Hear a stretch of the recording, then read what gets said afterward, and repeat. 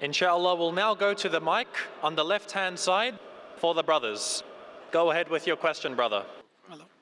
Assalamu alaikum. My name is Rajesh and I'm from IT profession.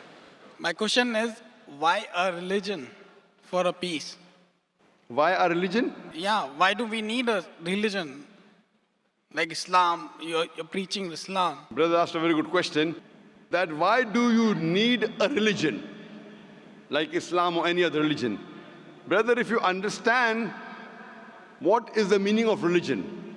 Religion, according to Oxford Dictionary, means a belief in a superhuman controlling power, a personal God or gods that deserve worship.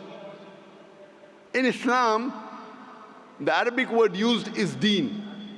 Deen in Islam means a way of life.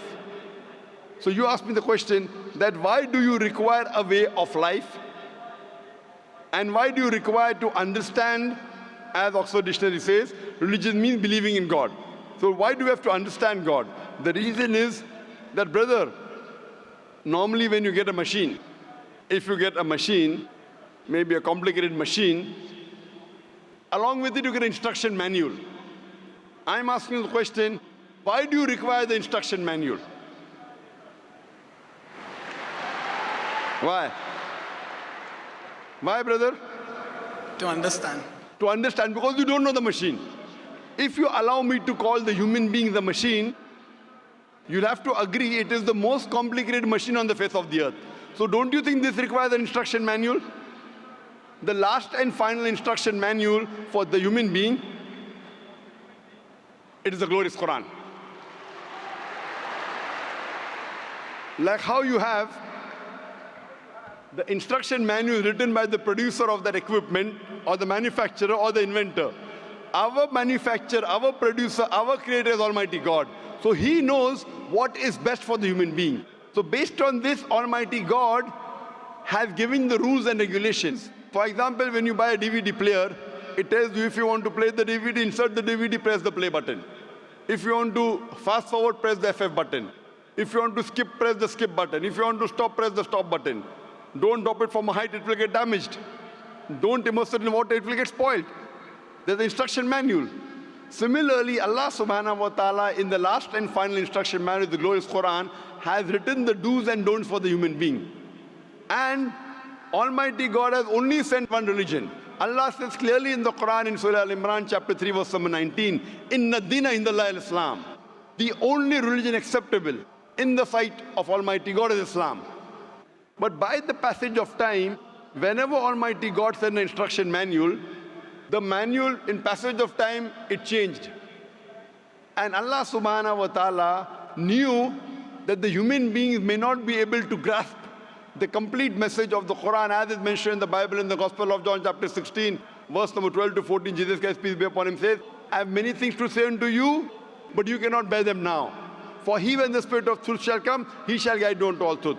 Allah subhanahu wa ta'ala knows that 1400 years ago, at this time, now the human beings can grasp the last and final message. So Islam came in its complete form 1400 years ago, and the last and final revelation is the Quran. All the previous revelations, the basic message was the same. Believing in one God, worshipping the true God, who does not have any image, doesn't have any idol. You have to prostrate. The basic message was the same.